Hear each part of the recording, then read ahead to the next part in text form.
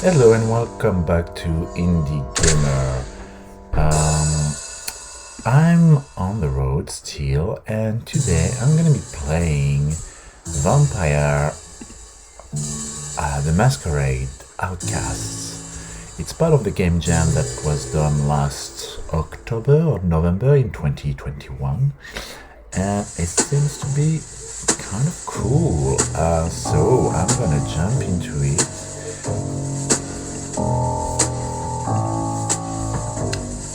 And let's try directly a new game. It seems to be really cool. The audio is already putting you in the mood. So let's give it a shot. Yeah, we know it's an unofficial game set in the world of darkness. Okay, so portion of the materials are the copyrights and trademarks of Paradox Interactive AD and are used with permission. All rights reserved. For more information, please visit worldofdarkness.com. Whenever you see a word highlighted in yellow, that word has a specific meaning. In the universe of Vampire the Masquerade, the word will show up in your glossary at the bottom right. Selecting the word will make its description appear. You don't have any words unlocked now, so I've added the word discipline in there for you. You can go ahead and check it out. As a vampire, these disciplines grant you an advantage that normal people don't possess. Choices where you can use your disciplines will have the symbol of an egg to the left side of said choice. That's all you need to know for now. Hope you have fun with the game. Sure will. Alright. Don't show this again. Alright. Don't show this again. Choose the character you want to play. Oh, there's a locked character. That's great. Beth from the clan Ravnos, or Roman of the clan Salubri. Ooh, Roman Salubri or Ravnos. I like the Salubris, even if I like the idea of the Salubris. I just don't know enough about the clan to be appealed by it yet, but I guess that would be a really good way to actually discover it a bit more. But for now, I'm gonna go with the lady from clan Ravnos, Beth.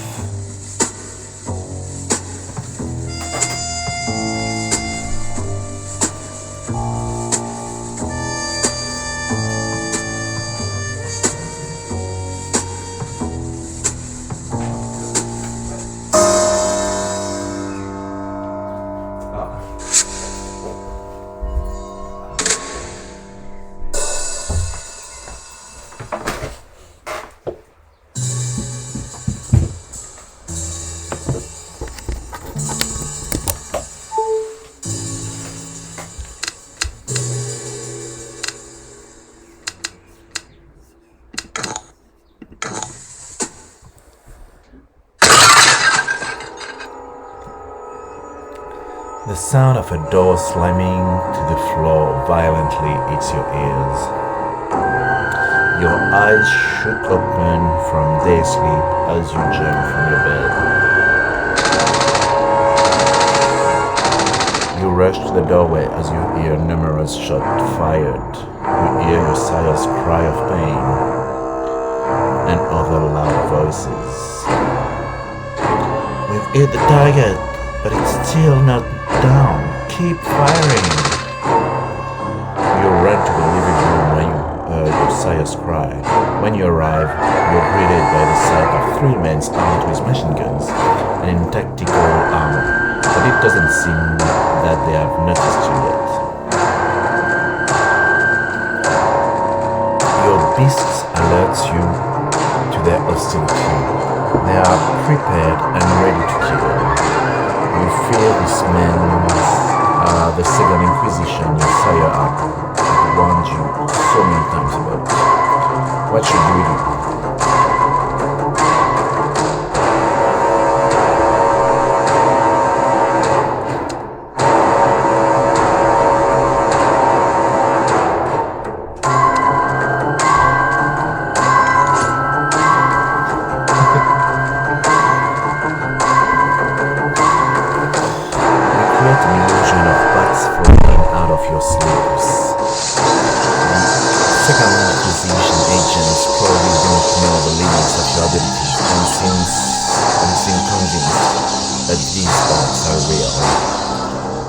The man distracted, you and your sire both take this chance to get away. You both run for the emergency staircase and don't stop running until you make it to the bottom and out the exit door. You quickly run out of the alley and onto the busy streets, frantically waving down a cab and getting inside before it's even fully reached the stop. Your sire gives in direction to one of his multiple events in the city. You look down at your sire's leg and stomach. You can see the bullet holes. You can see the bullet holes where he was shot. You almost notice the paleness of his skin. You imagine that you yourself also look quite pale. In the confusion, you had forgotten to activate the blush of light. You decide to leave it off, lest you draw attention to yourself and risk breaking the masquerade. You stay silent until you reach your destination and get out. The moment you enter the safety of the heaven, you turn to your sire. What was that? What did you piss off this time? Not right now, Beth. I've got to think of a way to get us out of this mess. You stomp your foot in frustration and cross your arms. Your decisions don't just affect you anymore. This impacts me too. You leave, rushing to your room and slam the door. Whoever your sire pissed off really meant business to send the Second Inquisition after him. You have completed Beth route. Okay. Clan Rathnos entry added to the glossary. Play another character? What? What? Okay, that was quick. I don't understand. That's a bit, okay. Well, I'm gonna try it again.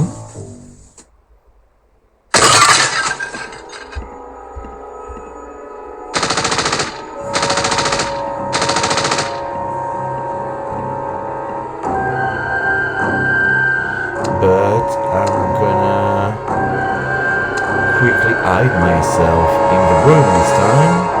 You run to your room and try to find a place to hide. You hear the man deliver final death, oh wow, to your sire, and know they will probably search the house for anyone else who may be inside. You look around trying to figure out where exactly to hide.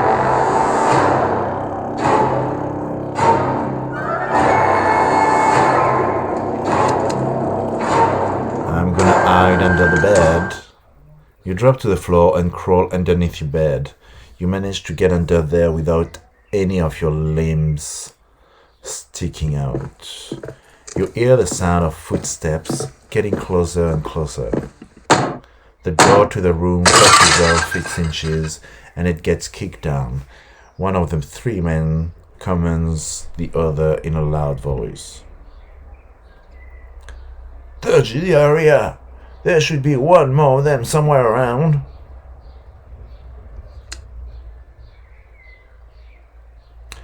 I'm gonna turn invisible and remain where I am. You decide to use the obfuscate discipline to make yourself imperceptible in case they decide to check where you are hiding. From under the bed, you are able to see the boot clad feet of the three men. It looks like they are splitting up to look around. One of them is wandering the room, the other checks inside the closet. The third one walks toward the bed, drops down into a squat, and then the man looks you straight in the eye for a split second. If you were still alive, there'd be no doubt that your mortal breathing and heartbeat would have given you away. Then again, if you were still normal, you probably wouldn't have to worry about stuff like this.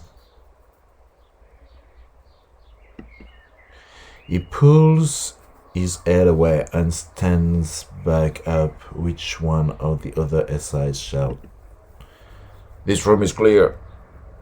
The other SI agents reply back, "Same here."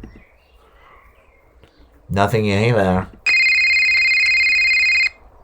Suddenly you hear the sound of a phone ringing. One of the men answering the phone. "Hello? Yes, we took care of one of the problems, but the girl is nowhere to be found. Yes, we'll keep searching. We won't stop until they are both eliminated, Miss Monroe." He hangs up the phone and proceeds to shout. Sorry. He hangs up the phone and proceeds to shout some order for the other two. "Search the other areas. She has to be somewhere. She can't have gotten far." You see the man leave your room in a rush. After a little while, it goes quiet. They probably decided that you had already left the building and tried to chase after you. Just to be on the safe side, you quietly take a look around before you determine that the coast is clear. The effect of your obfuscate discipline vanishes as you make your way toward the exit. You head to the emergency stairwell and tear down the stairs.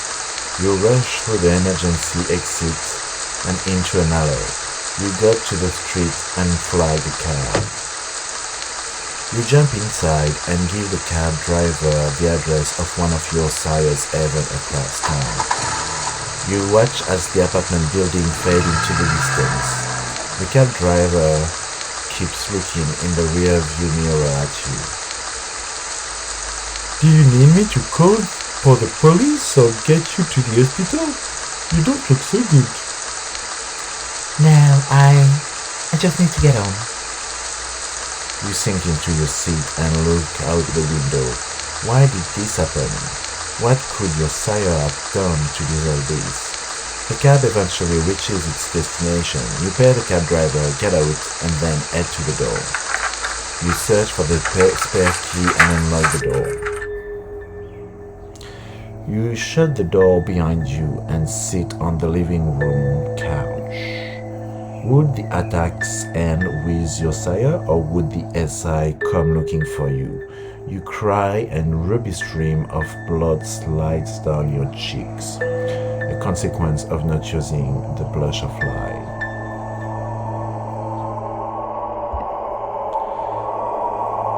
You eventually calm yourself as you lay on the couch, holding your knees to your chest. You wait for the morning to come and enter day sleep.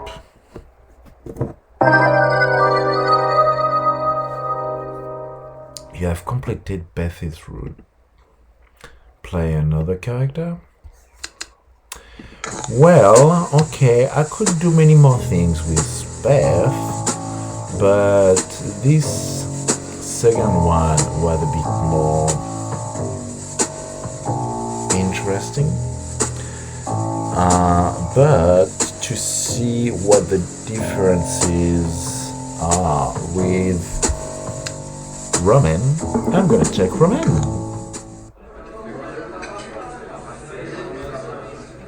The warm steam gets into your eyes, but it does not annoy you, not anymore. There are some things that life makes so menial and mundane, and your eyelid fluttering reactively is one of them. Thankfully, you're dead.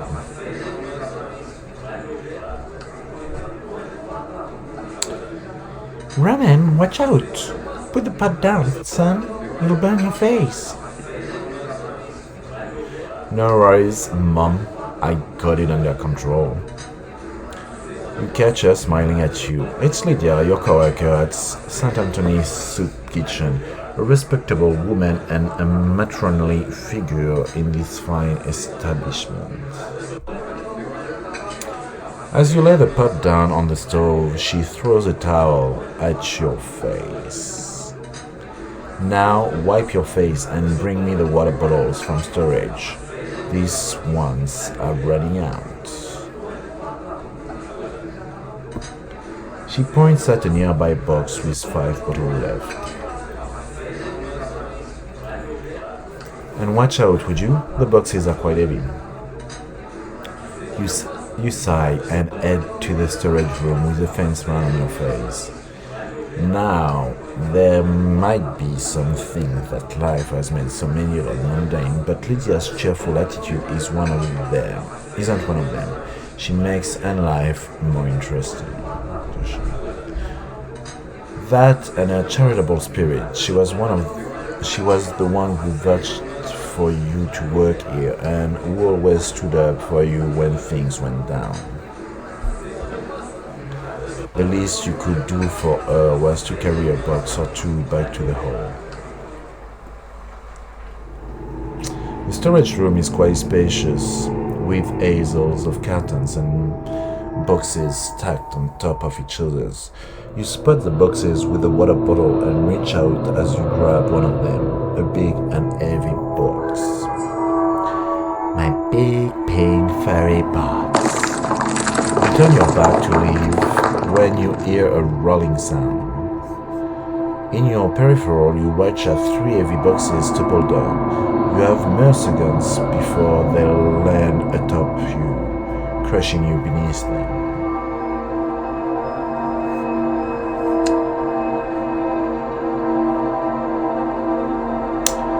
I could thank the falling boxes,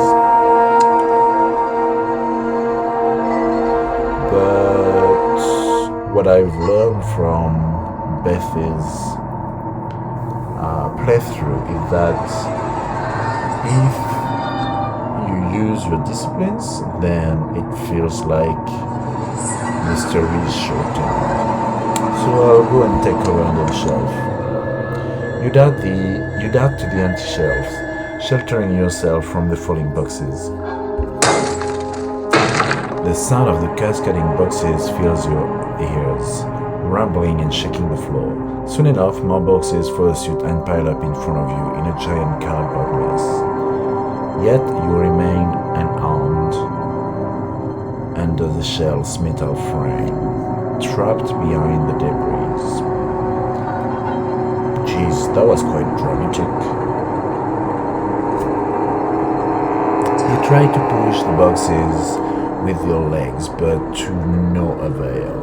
They are sturdy and hold steadfast against your weight. Lydia? Anybody?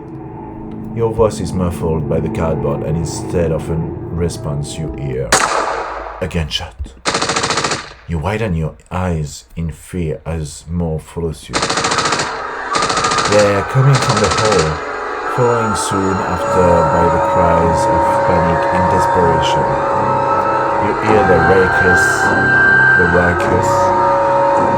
ruckus of footsteps tumbling through the halls, and it becomes apparent that someone has opened fire against innocent people, against the poor, the needy, and the destitute.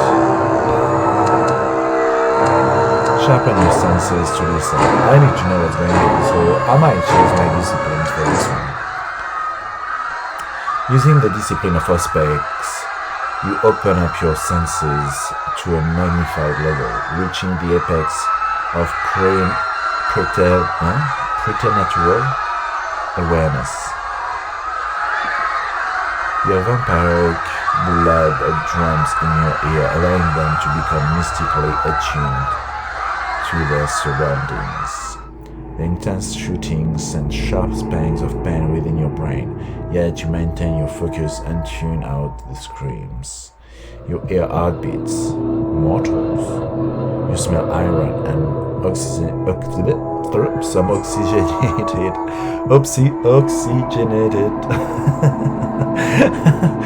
Oh boy. And some nuts, blood, and guns. And then darkness. You realize that one of them has managed to blow out a fuse, plunging the entire building to darkness. Yet, your vampiric gift allows you to discern all shadows and patterns. The heavy thud sounds and the door violently opens. It hinges, creaking in protest. One of the assailants closes in and begins surveying the area. I found the storage. It's a mess. The bomb sent all the boxes here flying. He talks to a comm and a female voice replies. Any signs of bloodsuckers? Negative. They might be hiding. Do what you must. They might be hiding. Do what you must. Then the cop goes silent. You check on the assailant for anything familiar. He is wearing a uniform that reminds you more of a SWAT team. Yet he has no badges or letter of that sort. As he takes away his helmet and removes his visor, you enhance vampiric eyesight notices a tag within the helmet bearing the initial FL. Fort Lauderdale? You try to think of what these initials could mean. You'll have to look into that letter, but based on what you just heard, whoever they are, they must belong to some Second Inquisition style group, given the gear they possess. You shudder at the thought when you realize the reason he removed his helmet. He'll need to change gear. Possibly some sort of goggles that allow him to see vampiric figures in the darkness or something similar. The thermal tracking won't help him in the darkness against vampires, so he'll have to use a different device. You understand that if your hunch is correct, you're done for. And so you decide to emerge from your hiding place to catch him off guard.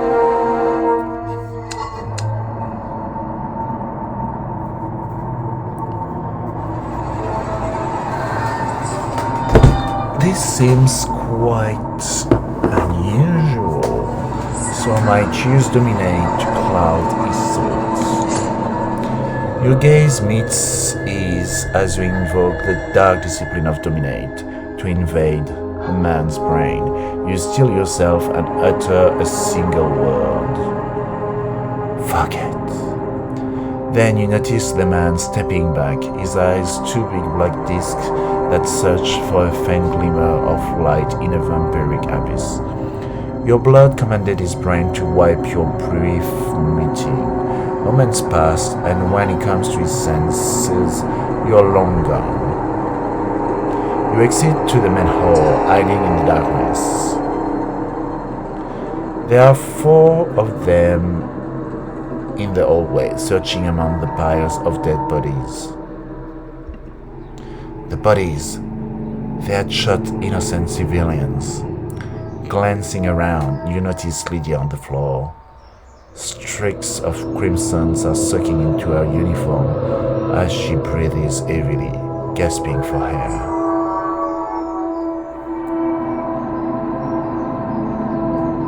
Abandoned Lydia and Flesh is dead, and if it was a true role-playing game, I could probably turn her if I had the chance, but maybe I could take that risk by rushing to her. I'm not sure what I should do. I could abandon her and move on, or I could risk to go and see her but I'm not sure I'm gonna have the option to turn her, so that's unfortunate.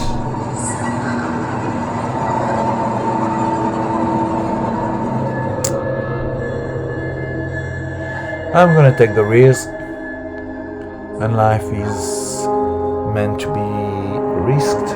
Why not? You rush off to Lydia's side. Lydia! Roman, my dear boy, run to safety. She has lost quite a lot of blood, and her chest moves on more slowly. She'll be dead soon. So unfair, so unjust. You can't help yourself as streaks of crimson seeps from your eyes. Don't worry about me, son. I'll be alright. I've been through worse. You know that it's a blatant lie. Indeed, she's been through a lot: abuse, trials, estrangements, and even more things you've never discussed. But death is the worst of them all. Then a thought springs into your mind, one that might save your friend from death. You know that your vampiric blood cures many ailments and heals many ones. Surely some drops could save Lydia's life, and then you could drag her to safety. You take out your pocket knife and slit your wrist. Lydia's pupils widen in horror as she watches what must appear as some sort of science unfold in front of her eyes, with her as an instrument. You place your wrist over her mouth. I have an idea. Drink, Lydia. Trust me, it'll save you. As you watch the woman's mouth fill with your blood, you notice that she starts to choke, gasping for air as your blood bubbles and overflows out of her mouth. Most of it entered her lungs. Horror overcomes you as you realize that your VDA has no effect on her. No healing, no restoration. Only some good old-fashioned death. You try to restore her breathing as her coughing becomes more intense. Her pupils narrow and her head falls backwards. She is dead. You killed her. All good in the storage room. Ray, do you copy? Ray, do you copy? As one of the assailant catches your form in the darkness, you make a break from the building's back exit. Your ears shut, being fired, and the assailants running behind you. Thankfully, the bullet missed you, only mere inches away from your head. You push the iron door and feel the cold breeze in your cheeks. You're outside. You run with everything you've got, away from danger to an uncertain safety. What? You have completed Roman's route. Salubri entry added to the glossary. You can now play as Matteo. Play another character? Well, Matteo is a La Sombra. So her routes are pretty short. This one makes not much sense, because if the woman is dying and you give her some blood and she's still dying, then are you really a vampire? And are you... I don't know, it's kind of a bit confusing. Okay, let's play with Matteo from Clan La Sombra. Your footsteps echo as you make your way through the abysmal maze-like sewers of Detroit. It's darker than a moonless sky down here. For most people, it would be impossible to see without the aid of a flashlight, but you're not most people. You're a kindred, specifically one with a supernatural ability to see through any darkness. The deeper you delve into the sewers, the worse the stench becomes. It's unbearable. You turn off the blush of life, just so you don't have to breathe in the air any longer. You continue following the vampires And you continue following the vampire count that appears sporadically throughout the sewers. Okay. Once you reach a sewer maintenance door, you stop to check it for the signs. When everything matches up, you give the door 3 hard knocks and a kick. You wait the 10 seconds as the note you received instructed. The sound of a combination of metal latches releasing can be heard through the door. Finally, the door opens. You step inside quickly and the heavy door shuts. You're greeted by your Mola. Been a long time since I last saw you, Shovels. Wasn't sure if you'd come. You always hated that name. It constantly reminds you of the nights of your embrace and how Vernon found you. Stop calling me that already. You know I don't like. I feel it's quite fitting though, after all. It sums you up nicely. Just tell me the info. I don't have all night to play games, Vernon. So prickly. Vernon let out a small chuckle. There was some sort of Second Inquisition raid on an apartment building on 3rd Avenue last night. A client wants you to investigate it and look for clues. There is rumor that there are, that's definitely a mistake, still Second Inquisition wandering the area. Why would I care what the Camilla wants? I'm a Talkist, remember? They want someone with your police background. You should be able to sniff out cop types. Also, they're offering you admission into the tower. The Camilla can conduct their own investigation. I'm not one of their pawns. And I'm not looking to become one anytime soon. Suit yourself, Shovels. The Camilla will remember this, and they have a long memory. I'd hate to see something happen to your ex-wife and kid. What was their address again? So you're threatening me? You're threatening to expose my family to them? You piece of shit. The shadows wreath in response to the hot iron that is your anger. They expand, dancing ever closer to the one who would dare threaten what's yours. Vernon notices the growing shadows.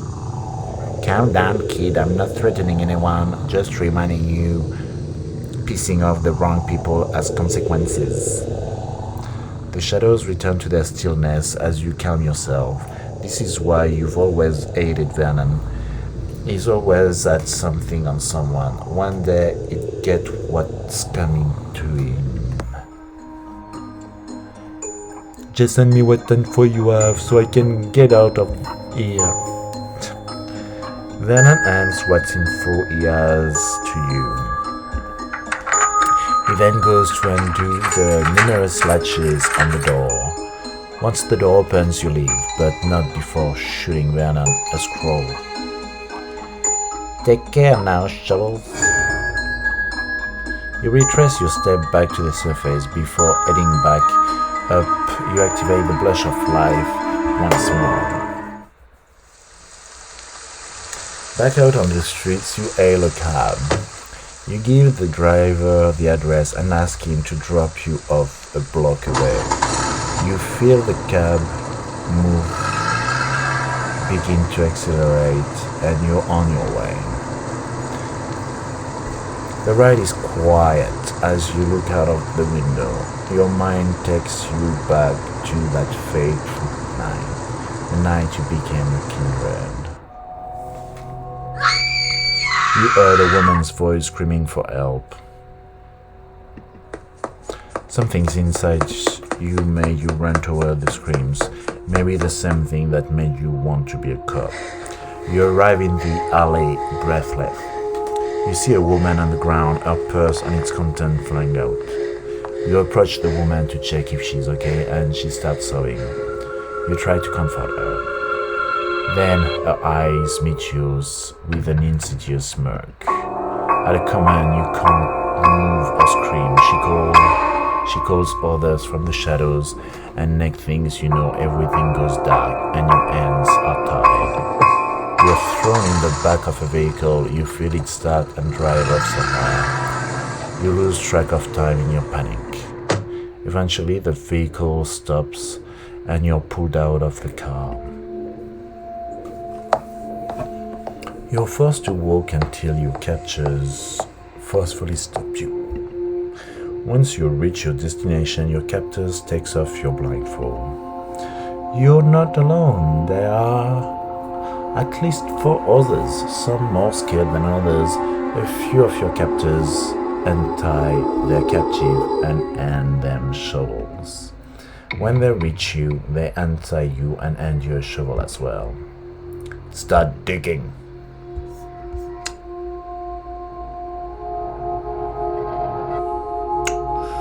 Do as I am told or attack my capture.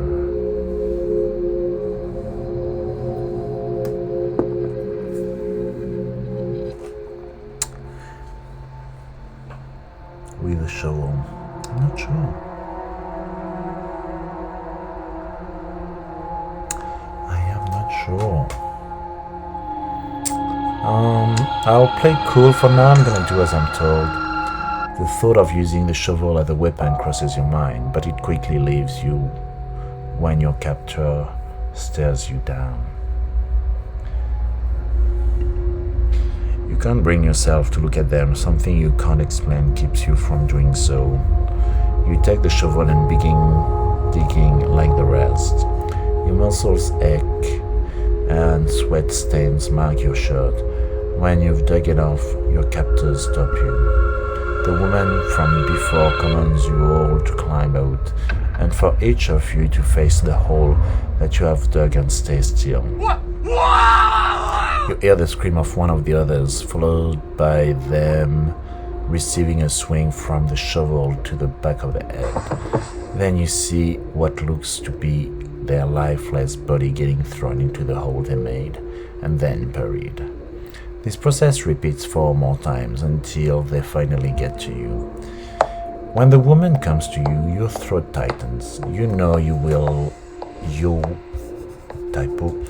soon meet the same fate as the others. You steel yourself. If this is your last night, you won't go crying. You steel yourself? How interesting. You don't scream like the other kind. Perhaps you are made of something greater. A wicked smirk comes to her lips as she reveals fangs. Then she bites down on your neck. You gasp, not in pain, but in ecstasy. You feel yourself fading away, but can't do nothing. You collapse and you see the woman bites your wrist. She brings it to your lips. Forcing her blood down your throat. You're tossed into the hole like everyone else and buried. Okay.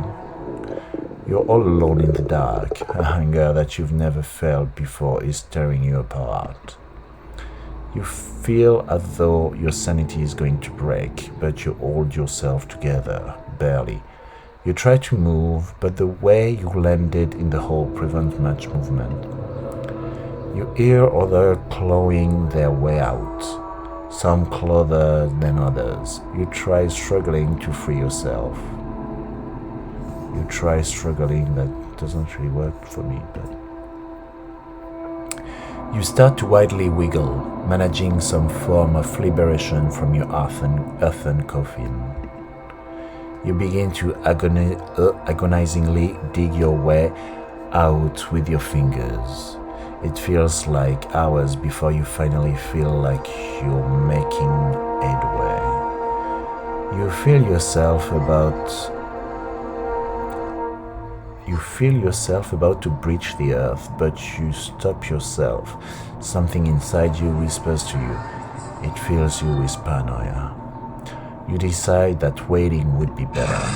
You hear the fighting above. It's like rabid dogs from what you can hear. Silence falls and you're unsure what to make of it. You decide to wait, and hours pass by. When you feel safe, you finally dig yourself out. Once you've reached the earth, your freedom is won. You pull yourself out when you're greeted by a figure carrying a sinister smirk, gazing down at you with his clouded over eyes and missing cheeks.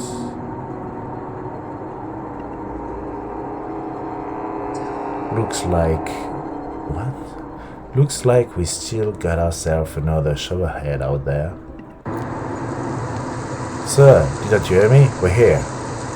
Oh, okay, that was the flashback of his death. The cab driver's voice snaps you back to your senses. You apologize and quickly pay the man, getting out of the cab. You make your approach to the apartment building. There seems to be some police cars around the front. You monitor the area and wonder what the best way to get inside is.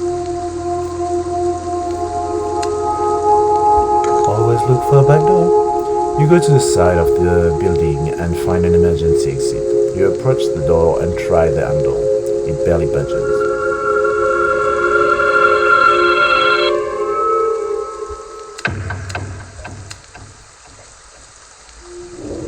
I'm gonna force the door open even if I would like to just do something else, but you grab the handle and focus your strength by using the potence discipline. You push down on the locking mechanism, breaking it compared to breaking down the door. It was relatively silent. You open the door and walk up the emergency staircase to the 4th floor. You get to apartment 405, the apartment where the raid took place. The door seems to have been kicked in and there is caution tape across the door.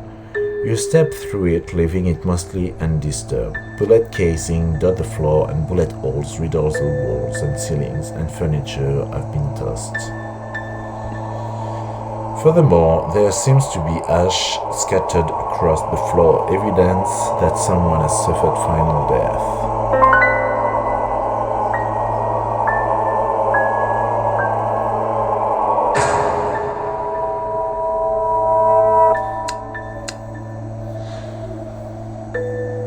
I'm gonna inspect the second bedroom.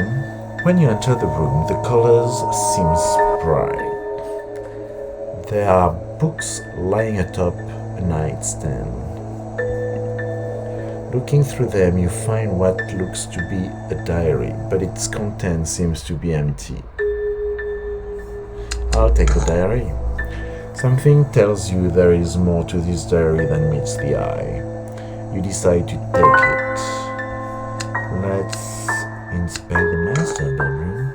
You search through the master bedroom. The room has been tossed about as if someone was looking for something.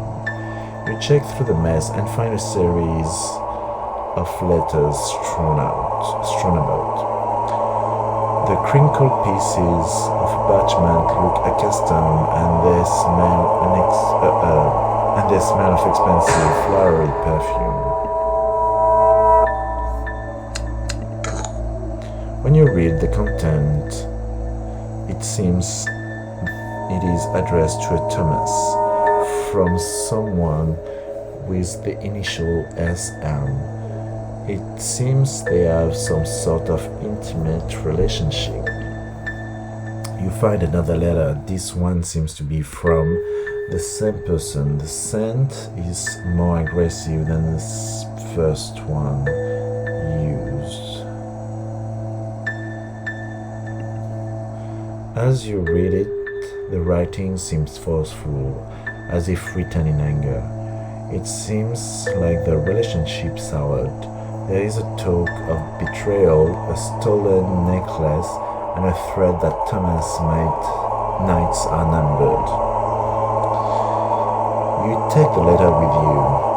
You think the content is related to whatever went down you think the content is related to whatever went down here and could serve as some evidence? You find a necklace among the jewelry. This must be the necklace mentioned in the letter. You take it. It must have some sort of significance, given what those letters said. Okay, it's time to go. Your search in the apartment comes to an end. There are nobodies, so it's hard to say if the individuals living here got away. But you do know that it's likely that at least one of them did. You leave the stuff you found and exit out the apartment. You hail a cab and head to Vernon's.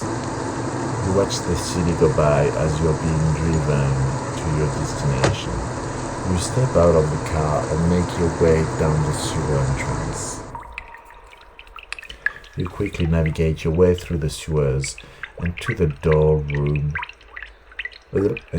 to the room where Vernon should be. You approach the door as before and give it the three knocks and the key. You wait for Vernon to open the door. When it does, you quickly step inside and turn to him. Welcome back, Shovels. Tell me what you did find. So I checked out that apartment. It was a mess. Everything was turned over. I found these letters in the master bedroom. From what I was able to gather, the sender of the letters is someone with the initial SM. Something happened between the sender and recipient, and now this SM is threatening with death. The letters also mention a necklace, but I'm not sure what its significance is. I think it the necklace he was referring to. I took it just in case. There was this diary in the second bedroom, but it seems to be empty. Still, I think it's connected somehow. Whatever you say, Shalom. You're the ex-cop after all. I found traces of ashes scattered across the floor. I suspect that someone suffered final death. I can't say how many made it out or not, though. I'll report back to the Camilla about your findings, Shovels. You shoot Vernon a look. He shoots one back. I take it we're done here? Yeah, kid. 1 second. Vernon dials a number and waits for the other end to pick up. Good evening. You can tell Miss Monroe. My guy found quite a bit. There were some letters with a possible suspect with the initial SM. The letters also mentioned the necklace which she found. There was also an empty diary. I'm not sure how it fits in, but my guy seems convinced that it's connected. Yes, I'm sure he'll be happy to hear that. I'll tell him right away. Vernon looks back at you as he hangs up with a smirk on his lips. Good news, Shovels. Your result exceeded their expectation. The Camilla are granting you a major boon.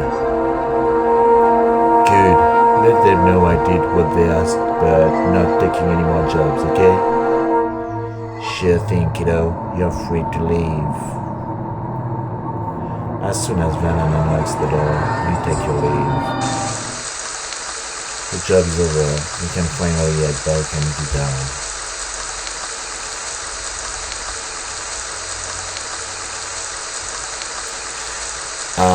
Sure, something isn't right, but I might leave it up to you to discover more.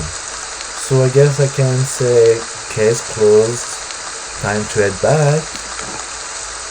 You don't look back, and you don't intend to take any more jobs from Vernon. You got ending A, case closed.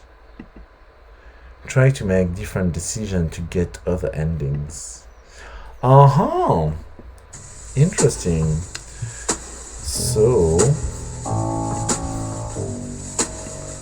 that was quite good. I like actually how the three stories are interconnected, and I think ending A, case closed, is actually not the most interesting one. So if I go back and do Mateo's route again, but do different choices, I'm pretty sure that's gonna link something with what's his name? The other guy? Because SM could be whoever Monroe. So that could be interesting to check. But it's been 50 minutes, so I'm gonna leave it at that for now. I might actually go back to it at some point because I want to know. The story is quite cool, so I think Bess's part was quite short. I think there could be some extra hints there, so I might do it again at Beth.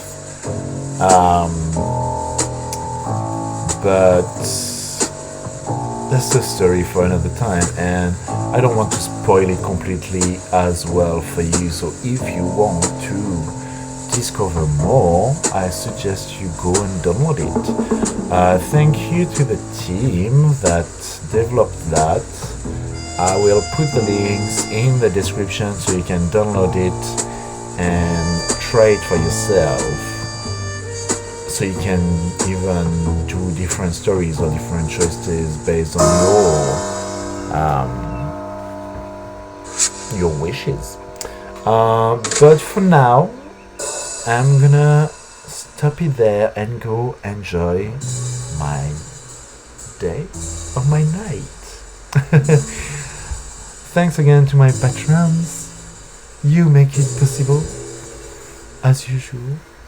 And I will see you another night. Bye, boys and girls and in between.